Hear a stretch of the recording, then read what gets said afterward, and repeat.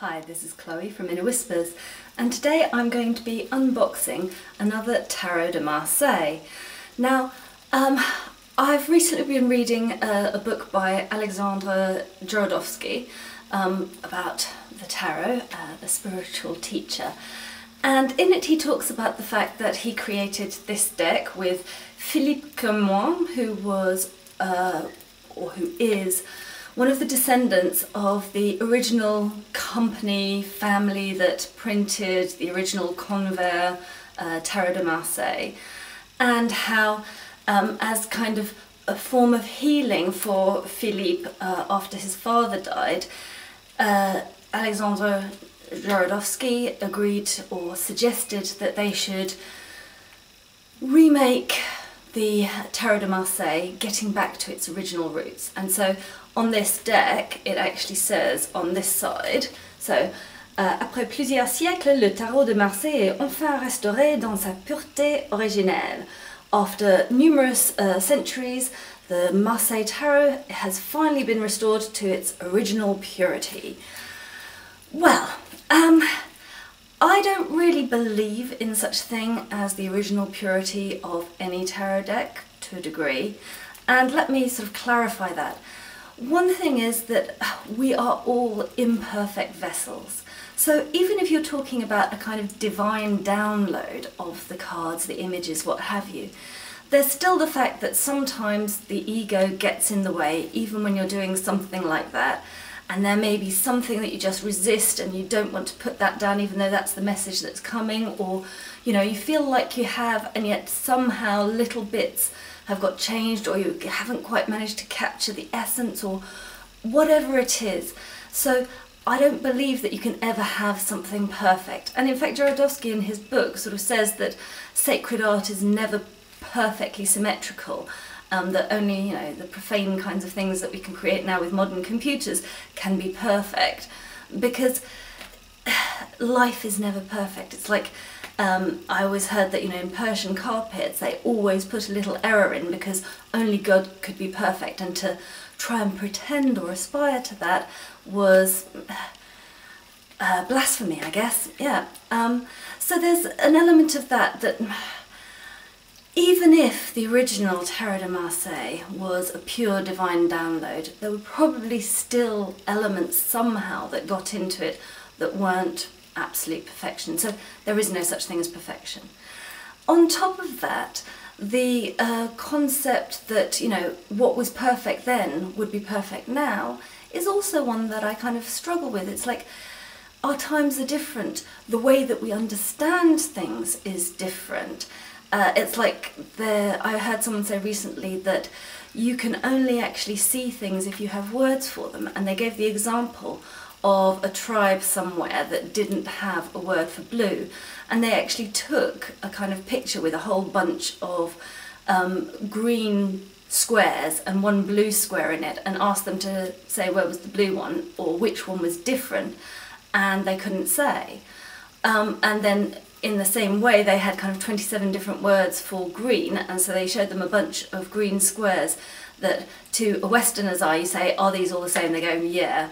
And there these tribal people were sort of saying, no, this one's different, because they have different words for green, so they could notice the subtle variations, which, you know, I'm sure that there are people working in like the fashion industry or art or whatever that would notice those kind of differences, but yeah, your general person on the street wouldn't.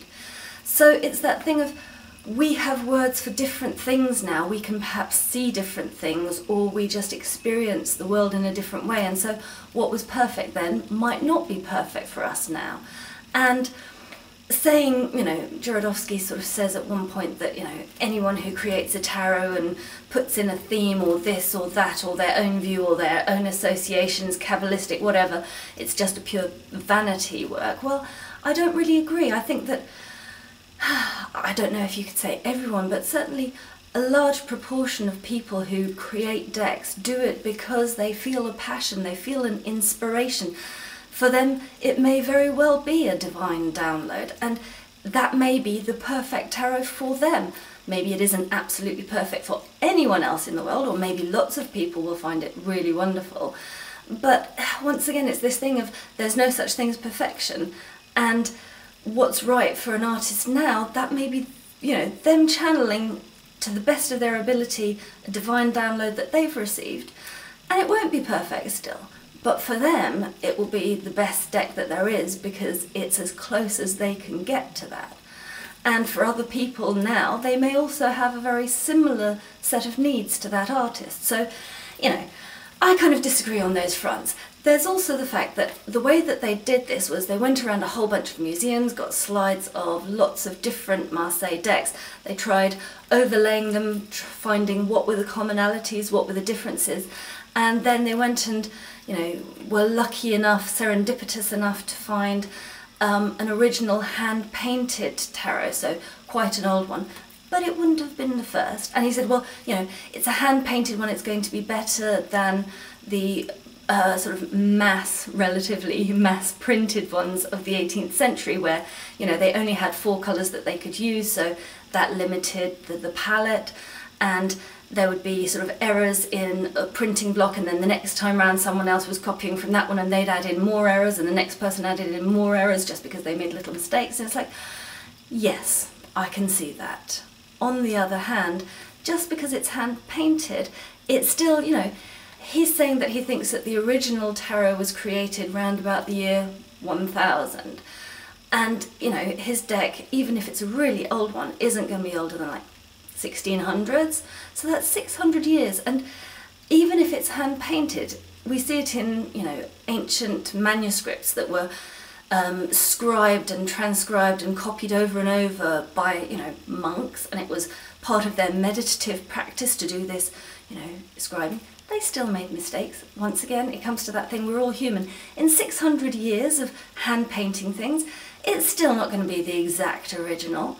So I really don't get the whole purity thing. However, there's the bit of me that says, well, I really like Jodorowsky's work. I really like his approach to the Tarot de Marseille. And there's lots of little interesting things that they found that he sort of highlights in his book, you know, looking in depth at the symbols. So I wanted to have the deck to be able to use, to be able to look at, to be able to consider, to add into my store of knowledge of all the different things that I could possibly see in a tarot card. So I'm going to have a look at it, and I'll do a little mini comparison with the sort of Tarot de Marseille, the Grimaud version that I have, and also a little bit with the ISIS Marseille, because I wonder whether that's been influenced by this one or not. It certainly has a wider colour palette. So it'll be interesting to see how similar, how different. Is one just purely, you know, going with the natural, because I believe, like, you know, you still have people with blue hair in here and stuff like that. So, shall we take a look?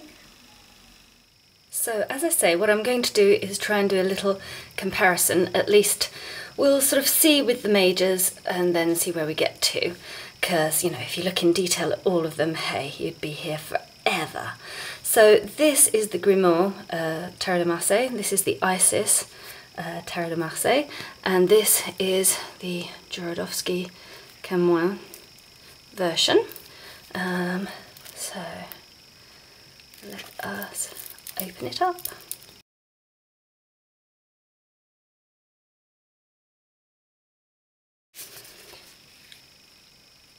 So the deck comes with this little booklet titled L'Art du Tarot, The Art of Tarot, and it has from page 14 to page 25 of this little white book is in English an extract from the Tarot of Marseille Restored, or The Art of Tarot.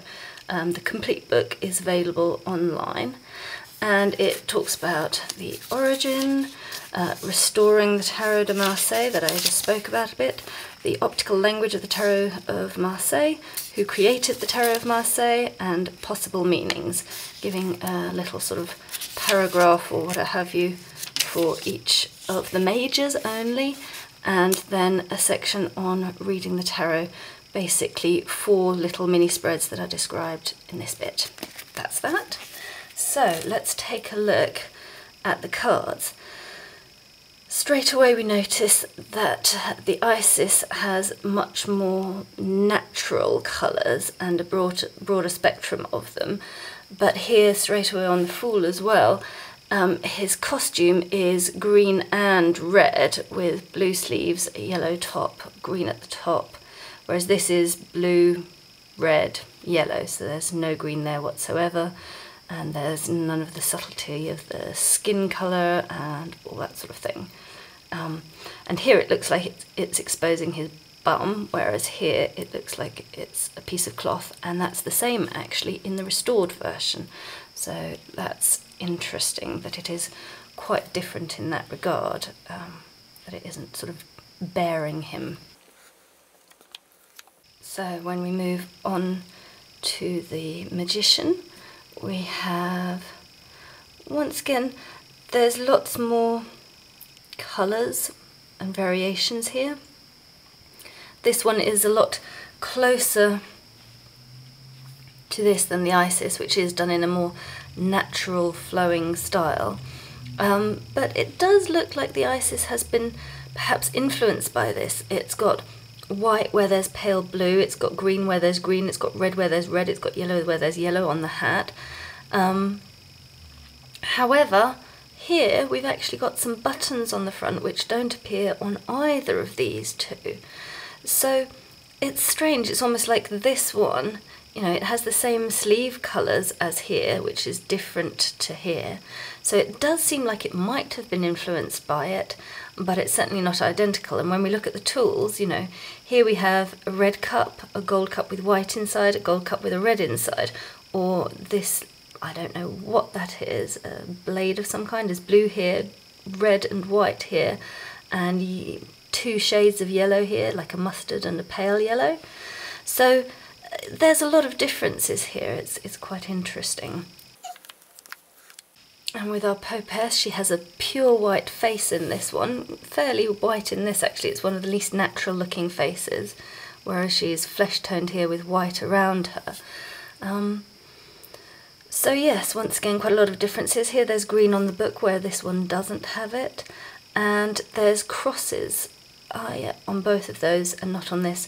So I do get the feeling that this one has been influenced by this one without copying it directly, so to speak, because there are these colour differences that they've put in for whatever reason, but it does seem more based on the restored version than on the sort of the one that has come through the mass printing press, shall we say. We see that again here, the similarities here, lots of green. Interesting that the folds here, this does look more natural because, you know, how would you get a green fold like that into a dress? It's like, it wouldn't, you know, I'd be interested to ask a fashion designer, but it would be very difficult to kind of create that kind of fold, and why would you bother? So this one looks more normal. It's like, why have that? Is that really such an important detail that's part of the, you know, the deep meaning of the tarot? I kind of doubt it. It's interesting as well here, this looks almost like wings, like she's an angel, whereas this looks much more like it is just the throne, but it's a different colour to this throne. It's pale blue, which matches the background of the shield. So, lots of differences. Interesting. Yeah, here, oh, so here he's got kind of semi-natural beard and blue hair. He's just blue all over, which is one of the things that I knew, that he's no longer got a white beard, and his white shoes have become red. This is something that Jodorowsky talks about in the kind of introduction to his restoration project.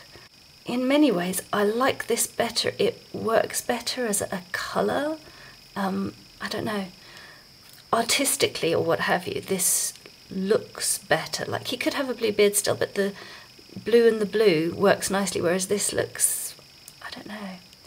Anyhow, yeah, it's going to be fun to work with, I should say.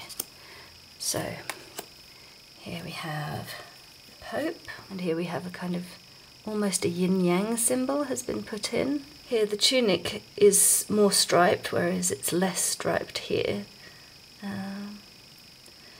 Obviously some people will find deep meaning to that. And here he looks like he's barefoot, whereas in both of these he's got shoes on. So there is a very clear influence here, even though this one has then changed things about. But it's interesting that the ISIS is closer to the restored version than the original. So if I do want to do readings, then there is a justification for using the ISIS, which is prettier. Though admittedly this one has its charms too.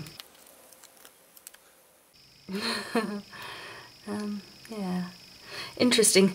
The second horse is winking, it looks like, whereas you don't really notice that in this.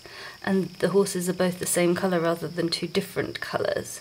But they are sort of pulling in different directions and looking in different directions. So, and interesting as well that this here, we have a star-spangled banner, which is closer to, for example, the Rider-Waite. Dour looking justice. Interesting little, I don't know, bird's claws on her cloth. So if you are into your colours and what have you, it's quite funny because Jodorowsky in his book talks about how when he was actually doing the restoration work, it was almost like stabbing himself in the heart, because he'd spent 30 years loving the Marteau Tarot de Marseille and, you know, making meaning from the very slightest detail that he found within it, and now suddenly the details were different, and so it was almost like, you know, having to give up his own beliefs to, ooh, I do like the lion better here, a flesh-coloured lion just looks weird. So having to give up his own beliefs and rethink things, it's almost like, you know, if you've always had a particular interpretation of the Rider-Waite Seven of Wands because he's got one shoe on, one shoe off, or two shoes different, and then suddenly you realise that actually he doesn't have any shoes at all, or both shoes are the same, then it does change the way that you perhaps may interpret the cards. And so he kind of had to almost relearn the tarot through that. Some interesting bits here, and you can definitely see the influence. Like here, there's a hidden heart, and it's in both the ISIS and in the recreated, restored version. But yes, this looks less gory somehow by not being quite so obviously fleshy and pink. This is an interesting one because here there's a little set of symbols which Jodorowsky sees as the four elements and spirit, and it's missing on both of these ones. And in both of these her flower is red, whereas here it is white, which is, you know, symbolically so different from purity to passion. Yeah. And here once again the colour scheme is quite different between all three. And yes, another difference which Jodorowsky points out, here the devil is holding a sword, which is a difference that Marteau actually put into his deck on purpose, so that it was basically a kind of way of getting around trademarking, that he, you know, put in enough differences that it was a different tarot and he could print his own ones. So the restored version instead has a kind of, Jodorowsky calls it a flaming wand. I don't know, it almost looks like a feather duster to me, but hey. So yeah. But yes, that does also, once again, a sword is quite different from a flaming wand in its meanings. Interesting here. And yes, Jodorowsky points out this, that there's a little door and 3 steps down here, and the second person almost seems to be coming out of that door, which is rather less violent than falling, perhaps. So at least one of them is perhaps escaping under his own steam. So that's an interesting touch.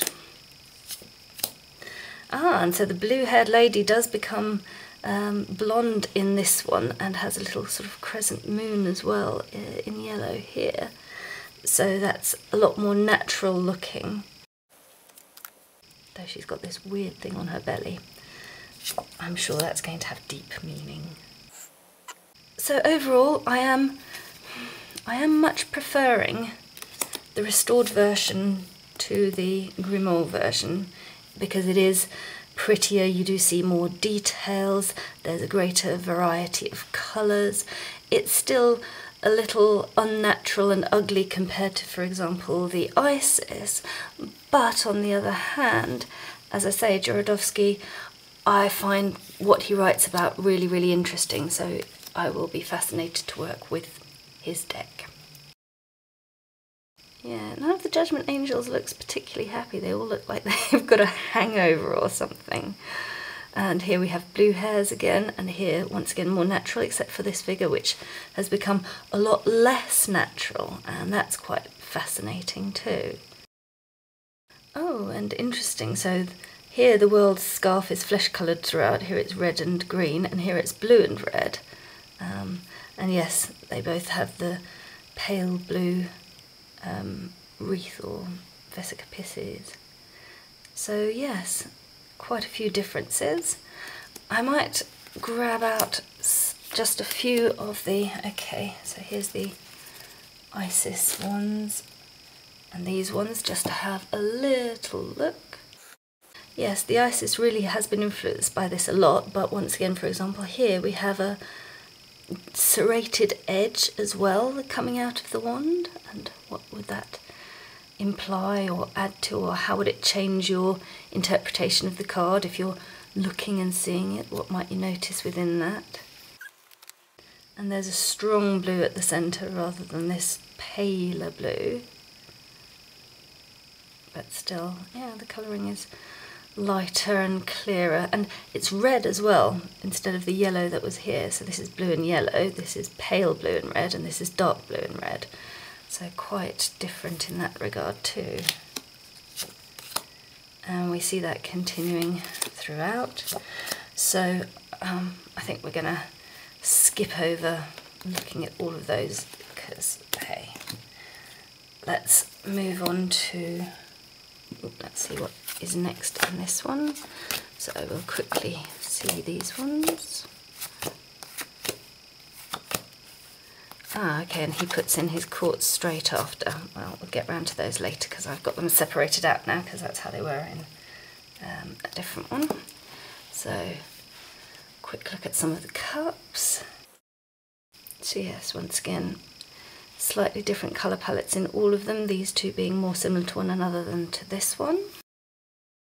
Ooh, and they're sort of more multicoloured, whereas this is keeping it simpler, which visually is more pleasant, but symbolically may not be. And oh look, this one has angels down at the bottom, whereas this was just plain red.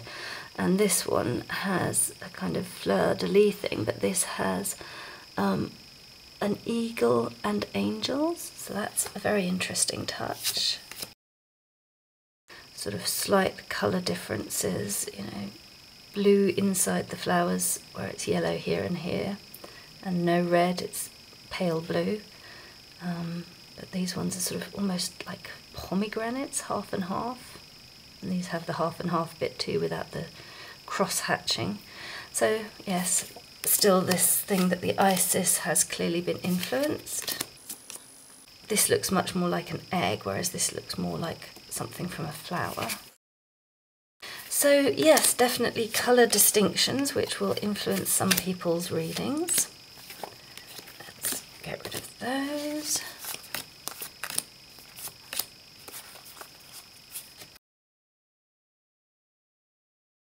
Also, in terms of shape and size, the ISIS is almost identical to the restored, whereas the Grimaud is slightly smaller. It's not by much, but it's there. And yes, I mean, once again, those colour differences, the variety is very pleasant, interesting, adds a depth. You know, it's not just a single gold coin, it has the pale blues, the reds, the greens, two different kinds, like a gold and a paler yellow. So lots going on there. And this, very hugely different. So yeah, this here, there's white sort of links. Here it's a pale blue and here it's a red with yellow gold. And once again, the colours inside the pentacles, so much of which is lost here. This, very different, extremely different. Here we have the same kind of bird figure that we had at the base of the Two of Cups, but without the angel figures. So that also is about making connections within the deck to cards between, you know, from the Four of Pentacles to the Two of Cups. How are they related? How are they different? What do they say? What happens if they both come up in a reading? So there's lots of interest and possibilities here, clearly. So here we have the swords. Once again, the swords are red in the restored and blue in the Grimaud, and lots more detail on the crown as well, different colours. And for example, selection, you know, here it's just yellow, blue and red for the sparks, and here we have quite a number of different colours. These ones much lighter than this, and I find this sort of flesh coloured sword quite bizarre, so keeping it red here works for me better. Then we move into these ones. So yes, they're red and black and blue instead of yellow and black and blue. And the flower. And suddenly here we have a pale blue sword, whereas this remains red and this one is still blue. And a different coloured flower between them. Here now the sword is a bright yellow, and both this one and this one has the little sort of, I don't know, like a ding, or I don't know what that is. So that's interesting added details on this. There we go. So having a look at some of the pages, and we see here and here both have stripy, blue and blue and gold and gold, so variations between all of them. But yes, the more natural looking gold hair rather than the white, and the face has been improved from this. I mean, you know, that one really does look like he's old or something with all those lines and wrinkles. Here we have the Page of Pentacles, Page of Swords, natural hair again,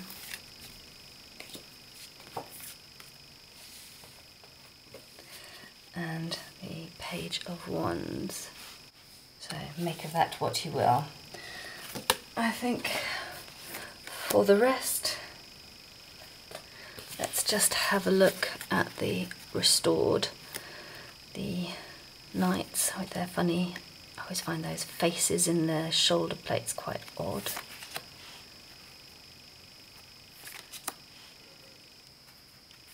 What colour are their horses? White and blue and blue.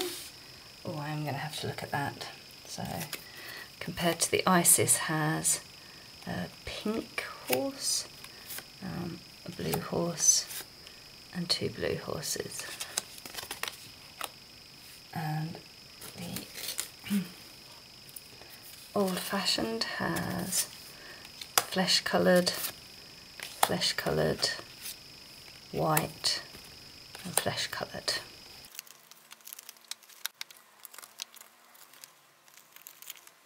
Our queens. This one, she more obviously has a kind of white laurel wreath, whereas here it could just be her hair. It doesn't show up as clearly. Here it's much more differentiated. She does have the more natural blonde hair.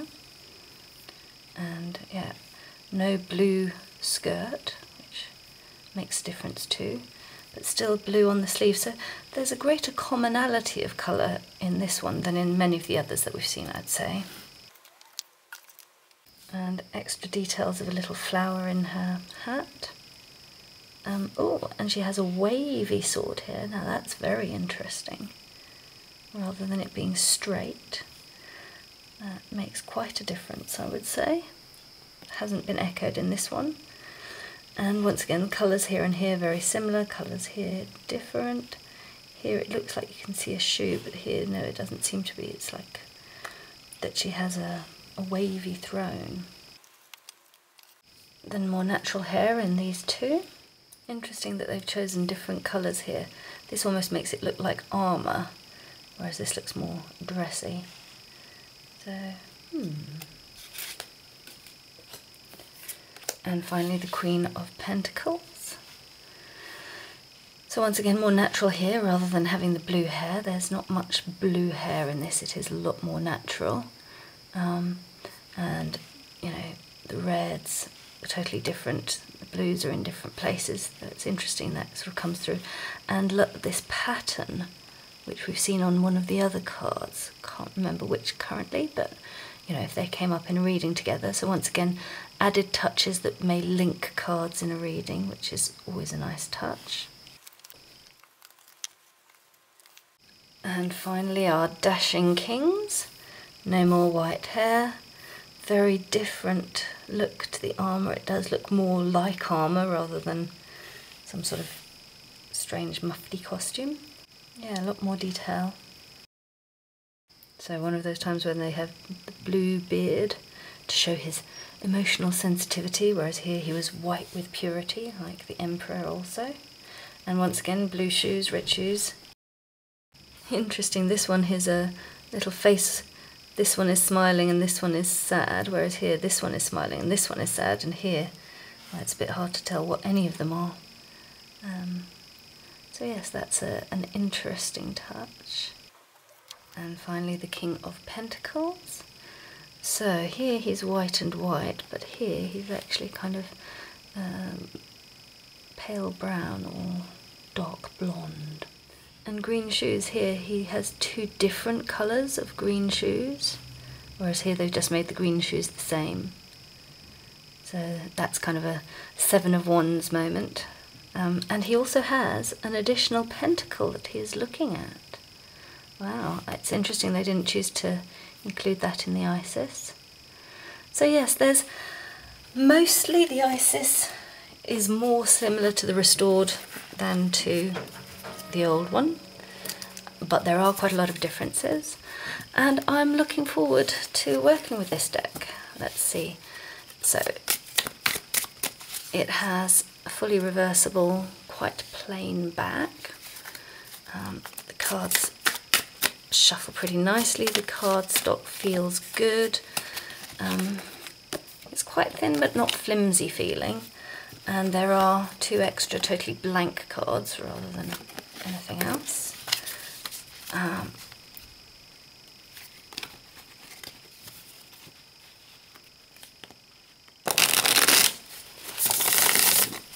It riffles very well, so quite lovely set of cards. This may well become my new favourite Tarot de Marseille. Make a wish and your Marseille dreams will come true. A deck that has all the traditional symbolism and extra ones that you can claim to be pure, and it's not quite as ugly as most of them. Yay! Blessed be.